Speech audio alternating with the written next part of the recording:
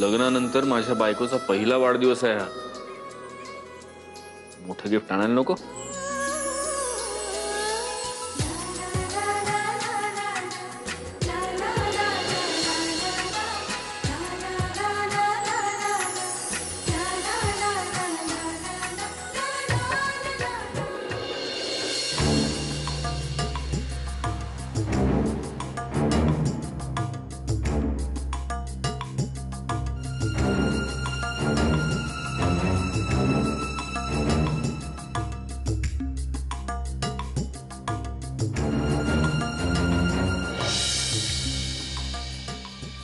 अरे तू तू कधी आलीस? आय एम सॉरी, माझं लक्ष नव्हतं. काही काम होतं का? काम नाही ग, काम काही नाही. मी आपलं आय एम सॉरी, तुला डिस्टर्ब होणार असेल तर नो प्रॉब्लेम, मी नंतर येते. अगं नाही नाही, खरंच नाही. मी आपलं सहज हा नेकलेस बघत होते.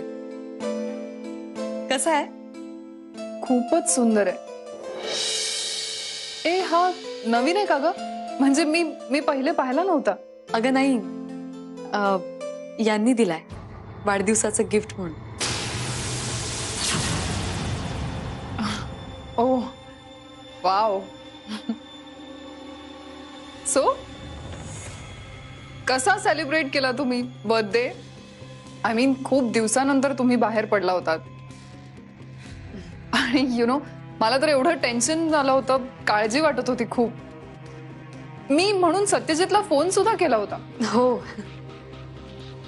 काय मला ना खरं खूप टेन्शन आलं होतं.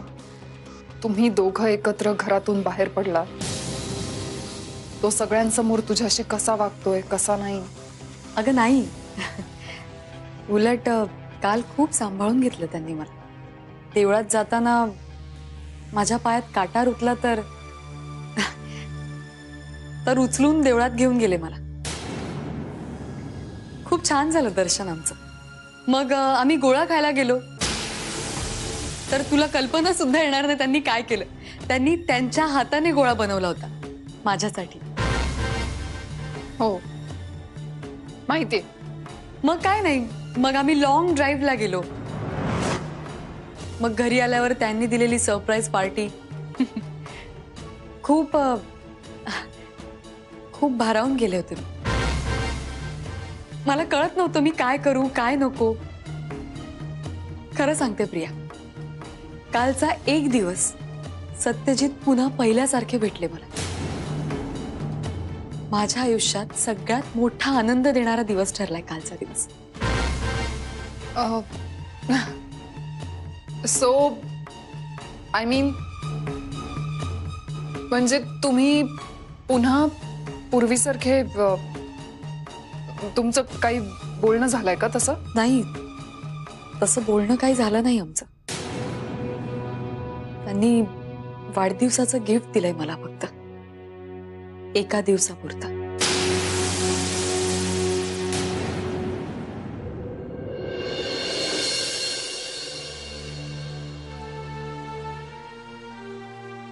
आई, तुम्ही बोलवलं? मी बोलवले असाच निरोप मिळाला ना तुला? तू विचारतेस का आल्या आल्या? तू या घरात राहतेस आणि काही गोष्टी तुला माहीत असायला हव्यात म्हणून सांगते. दरवर्षीप्रमाणे आपल्या कंपनीच्या ऑफिसमध्ये गणपती बसतोय. नेहमीच्या प्रथेप्रमाणे सत्यजितच त्या गणपतीची प्रतिष्ठापना करतो. तेव्हा यावर्षी तुला त्याच्याबरोबर पूजेला बसता येईल, त्याच्याबरोबर मिरवता येईल असं जर तुला वाटत असेल तर तो तुझा गैरसमज आहे. मी सत्यजितशी बोलणार आहे. पूजेला गौरांग आणि नेत्रा बसते. तुला एवढ्यासाठी सांगायचं कारण आहे की पूजेच्या दिवशी या मुद्द्यावरून मला तमाशा नकोय. ठीक आहे, जाऊ शकतेस. जसं तुम्हाला योग्य वाटेल तसंच होईल. माझी काही हरकत नाहीये गौरांग आणि नेत्रा पूजेला बसले तरी. असंही देव मनात असायला लागतो आणि माझा देव माझ्या मनात आहे.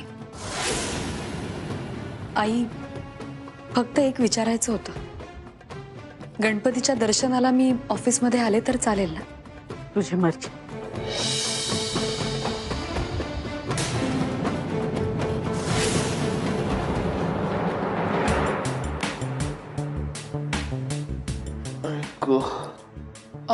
जेवण तयार आहे, येतोस ना? काय झालं, असं का बघतोयस? मग अशी काय झालं होतं तुला? ऑफिसला यायला निघाली होतीस डोकं फिरलं होतं माझं. का? आता तुझ्या प्रेमात पडल्यावर दुसरं काय होणार? आज एवढी सेवा कशासाठी? आज म्हणजे हे सगळं मी पूर्वी सुद्धा करत होते ना. करत होतीस, पण आज काहीतरी वेगळं आहे.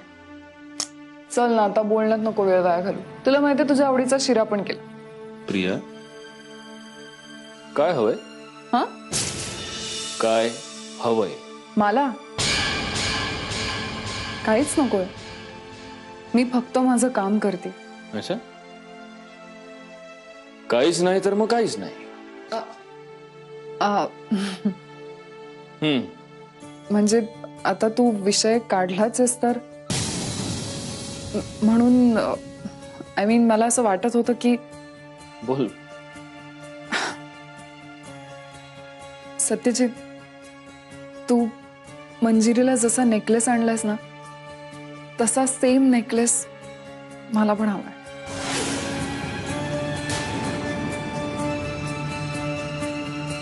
देशील आणून?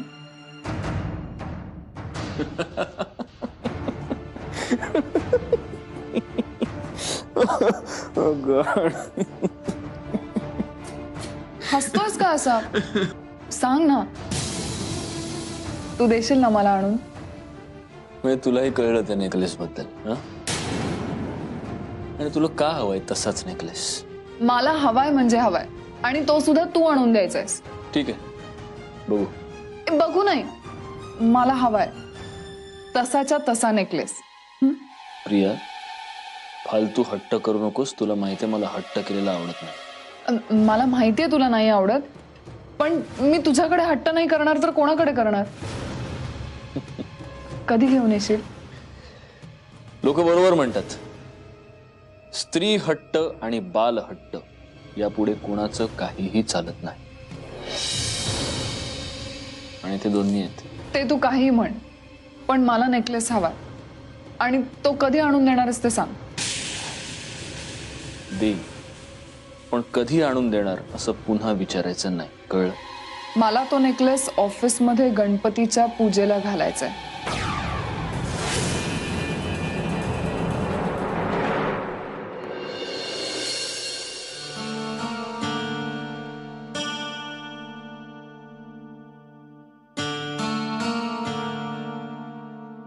ए प्रिया, आता हे काय नवीन नाटक आहे? नाटक नाही, आज हरतालिका आहे. सगळ्या मुली आपल्याला हवा तो नवरा मिळावा म्हणून हा उपास करतात. मला माहितीये, मला हवा तो नवरा मला मिळणार आहे लवकरच. प्रिया, बरं, तुला जे काही माहिती आहे ते तू तुझ्याचकडे ठेव. मला ऑफिसला जायला उशीर होतोय. बाय. मी तुझा फार वेळ नाही घेणार आहे. मला फक्त तुला एवढंच सांगायचं होतं की आज ऑफिसमधून येताना माझ्यासाठी तो नेकलेस आणायचा आहे. लक्षात आहे ना?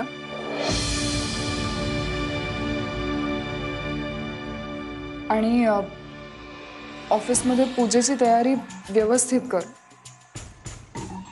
काही विसरलास किंवा राहिलं तर मला फोन करून विचार. नाहीतर तुला पुन्हा आठवण करून द्यायला मी फोन करीनच.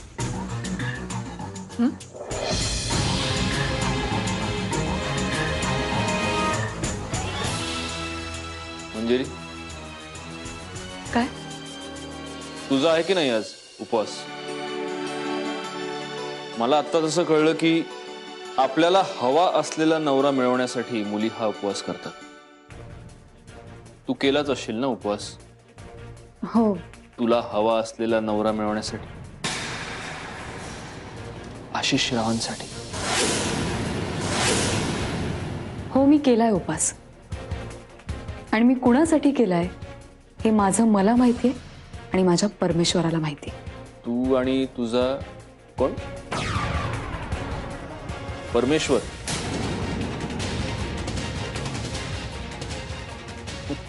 चांगलंय चांगलंय चांगलंय चांगलंय.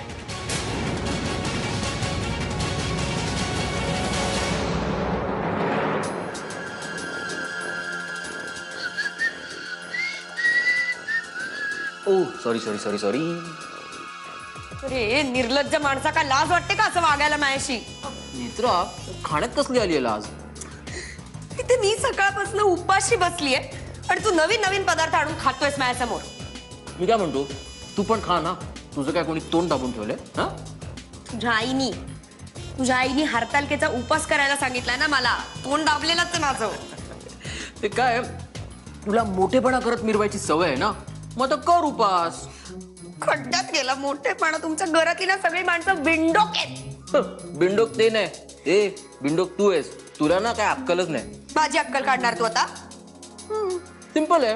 हे बघ काय नेत्रा, तर मरणाचं जर नाटक करायचं असलं तर काय खरोखर मरायची गरज नसते. तसंच उपास करायचं जर नाटक करायचं असलं तो काय खरा उपास करायची काय गरज?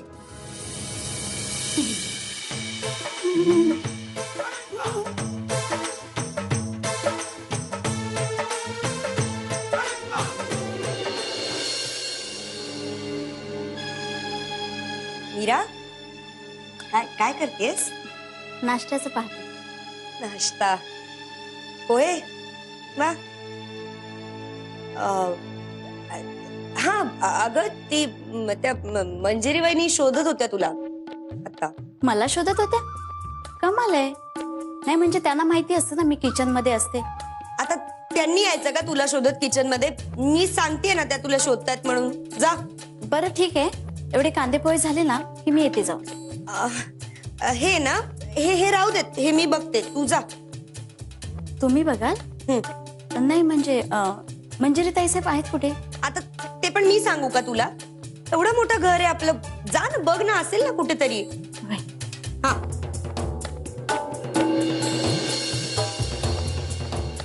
ताईसाहेब, हा तुमचा हरतालिकेचा उपास आहे ना? हो हो माहितीये मला.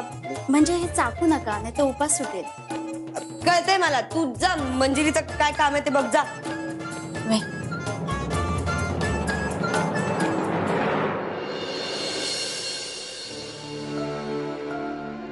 नेत्रा ती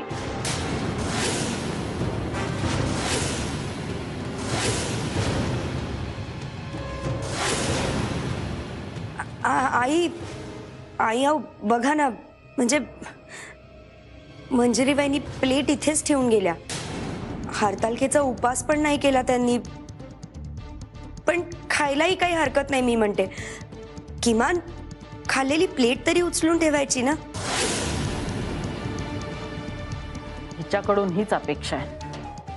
कसं आहे ना नेत्रा, साध्या साध्या गोष्टी समजायला सुद्धा अक्कल लागते. हा आता दुसऱ्याला त्रासच द्यायचा ठरवला असेल तर आपण काय करू शकतो नाही का? चांगुलपणाची अपेक्षा करताना सुद्धा समोरचा माणूसही तसाच असावा लागतो. आता बघ ना, तू एवढा निर्जळी उपवास केलास आणि काही माणसं मात्र निर्लज्जपणे असो.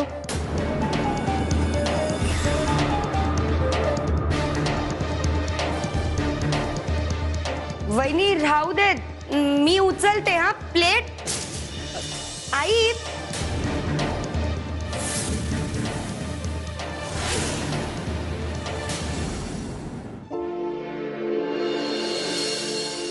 मंजिरी, अरे प्रिया, ये ना.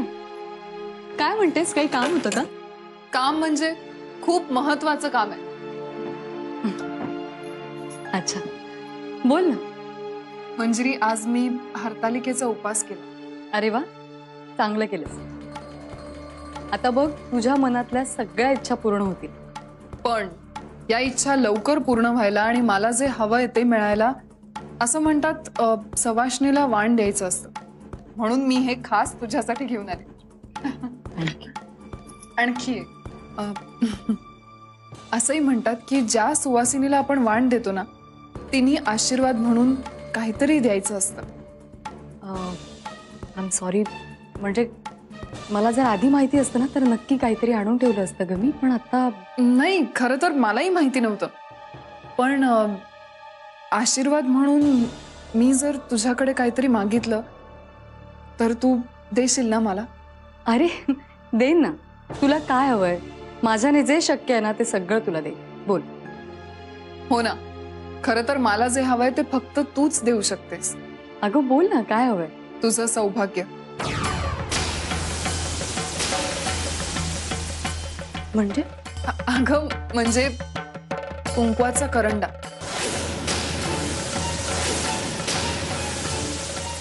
तुझा कुंकवाचा करंडा देशील मला? अगं पण प्लीज मंजिरी, प्लीज नाही म्हणू नकोस. नाही तसं नाही. काय आहे ना की तो करंडा मला माझ्या आईने दिला होता, त्यामुळे पण मंजिरी, तुझ्या आईचा हा आशीर्वाद या घरातच राहणार आहे. माझ्या आईचा आशीर्वाद तर मला कधीच मिळणार नाही. मी असं समजेन की हा माझ्या आईने मला दिलेला आशीर्वाद आहे. बरं बरं ठीक आहे. एक मिनिट.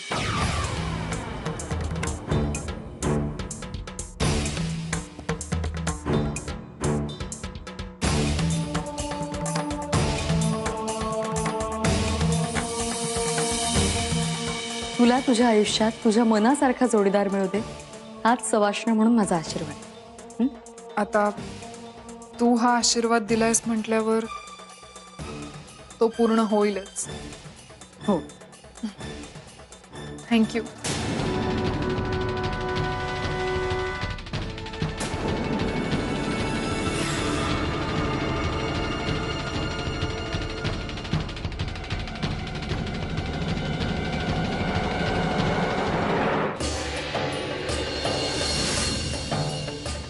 मंजिरी, तू मूर्ख आहेस.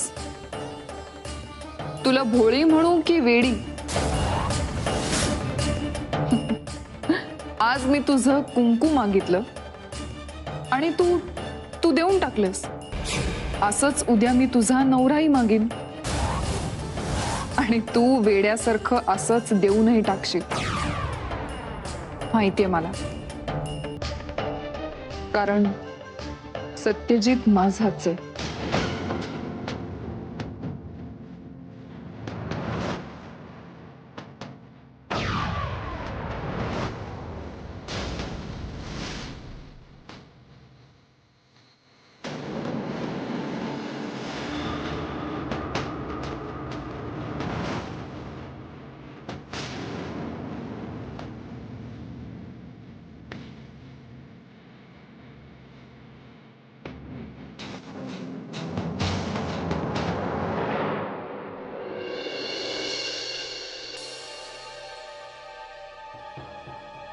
सत्यशील, आई, अरे मी तुला भेटायला येणारच होते.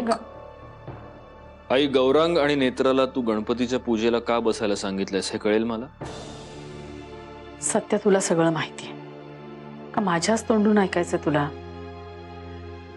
हे बघ आई, गौरांगला त्याच्या जबाबदाऱ्यांची जाणीव व्हावी म्हणून जर तू हा निर्णय घेतला असतास तर माझी काहीच हरकत नव्हती. पण माझी खात्री आहे की मंजिरीला तिच्या हक्कापासून डावलण्यासाठी तू हा निर्णय घेतलास. ते मला मान्य नाही. त्यामुळे पूजेला मी आणि मंजिरीच बसणार. माझा निर्णय अयोग्य ठरवतोयस तू? मुळात कसं आहे, हा आपल्या घरचा गणपती नाही, हा ऑफिसच्या स्टाफनं बसवलेला गणपती आहे. मी आणि मंजिरी असताना जर गौरांग आणि नेत्रा पूजेला बसले तर ऑफिसच्या स्टाफसाठी रॉंग मेसेज जाईल आणि ते मला नकोय. हो, पण हेच ऑफिसचे लोक तुझ्याकडे आणि मंजिरीकडे बघून हसत असतील सध्या. काय घडलंय ते सगळ्या जगाला माहिती आहे. त्याची काळजी तू नको करूस आई. हा माझा निर्णय, हा ठाम आहे आणि हा बदलणार नाही.